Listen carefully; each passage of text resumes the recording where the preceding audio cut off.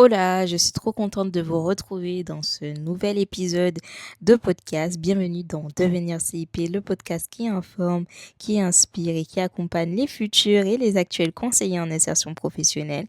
Ici, comme tu le sais déjà, je pense que vous êtes déjà un peu habitué à ce que je vais dire.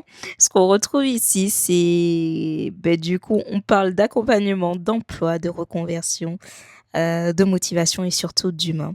Et donc du coup, moi c'est Laurine et à travers ce podcast, je partage en fait ma réalité du métier de conseiller en insertion professionnelle, mes conseils concrets, mon expérience et aussi des clés pour évoluer professionnellement et personnellement. Alors je t'invite à t'installer confortablement et donc du coup, sans plus tarder, on va commencer. Je suis super contente.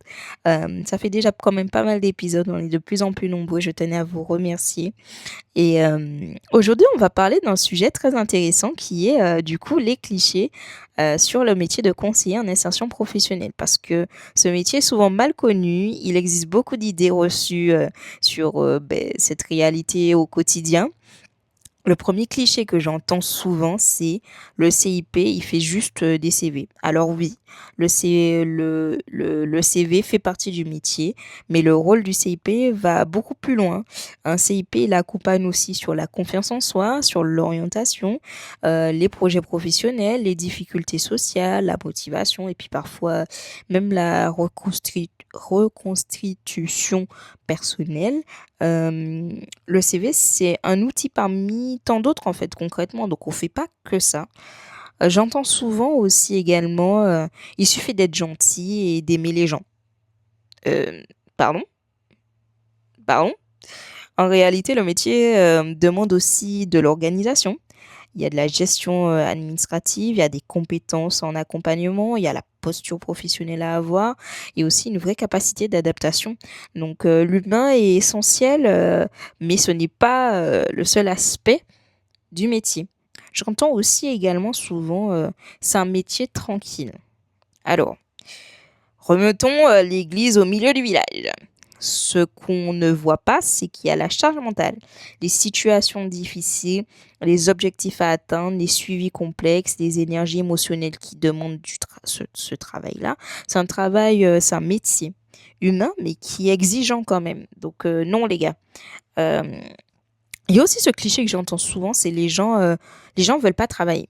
Mais la réalité, c'est souvent beaucoup plus complexe que ça. C'est certaines personnes manquent de confiance en elles, elles ont vécu des échecs, elles ont des difficultés personnelles sociales, ou elles savent plus où commencer. Donc le rôle, c'est justement de comprendre ces blocages-là. Donc non, les gens veulent pas travailler, mais il faut détecter en fait plutôt les blocages dans le cadre de l'accompagnement.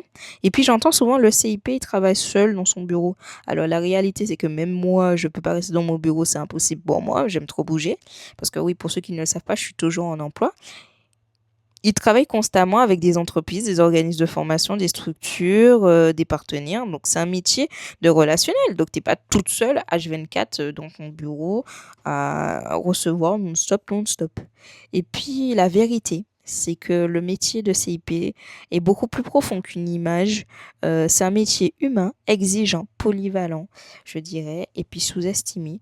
Le métier de CIP accompagne des parcours de vie, mais pas seulement de la recherche d'emploi.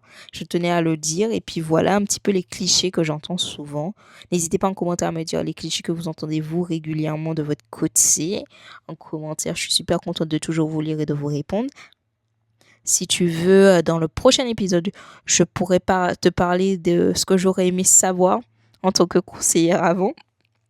Nous, on se dit à bientôt. On se retrouve dans un prochain podcast Devenir CIP. Tu écoutais Devenir CIP, le podcast qui informe, qui inspire et qui accompagne. Je t'invite à liker, partager, commenter. Et puis nous, on se dit à la prochaine dans une prochaine vidéo. Podcast. C'est l'habitude de ma première chaîne YouTube. Moi, je vous fais des énormes bisous par contre. Et ça, c'est toujours 3. Et on se dit à bientôt. Bisous!